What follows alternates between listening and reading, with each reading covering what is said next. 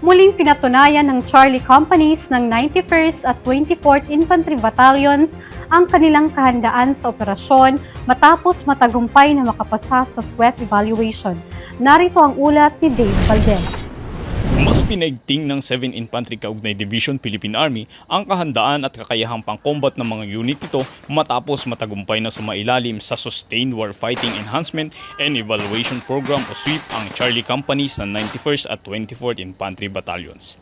Isinagawa ng Division Quality Assurance Evaluating Committee ang serye ng masusing pagsusuri sa loob ng 5 araw sa Battalion Retaining Facility at 7th Division Training School sa Fort Ramon Magsaysay, Palayan City, Nueva Ecija. Layunin ng SWEP na tiyakin na nananatiling mission ready, combat capable at operationally effective ang mga sundalo at unit ng Kaugnay Division sa harap ng patuloy na pagbabago sa security environment. Saklaw ng pagsusuri ang iba't ibang kritikal na kasanayang militar, kabilang ang written examinations, personnel inspections, map reading, land navigation, signal communications, troop leading procedures, battle drills, at tactical combat casualty care.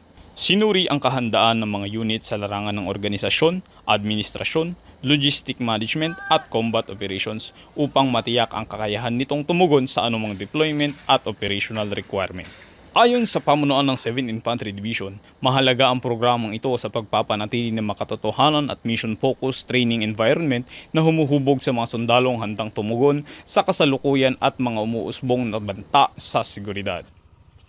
Matagumpay na natapos ng Charlie Company 91st Infantry Battalion ang kanilang SWEP evaluation noong ika-12 ng Hunyo, habang isinagawa naman ang pagsusuri sa Charlie Company ng 24th Infantry Battalion mula ika-15 hanggang ika-19 ng Hunyo ngayong taon. Sa pamamagitan ng Sustained Warfighting Enhancement and Evaluation Program, patuloy na pinagtitibay ng 7th Infantry Division ang kahandaan ng mga unit nito na nagsisilbing mahalagang hakbang sa paghubog ng mga sundalong may mataas na antas ng kasanayan, disiplina at kakayahang tumugon sa anumang hamon sa larangan ng operasyon.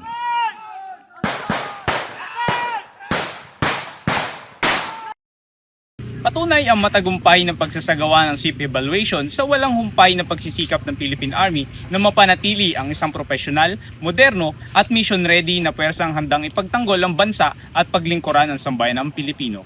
Mula rito sa Fort Ramon Magsaysay, Palayan City, Nueva Ecija, ako si Dave Valdez, ang inyong pamilyang kaugnay para sa matatag na hukbong katihan ng Pilipinas.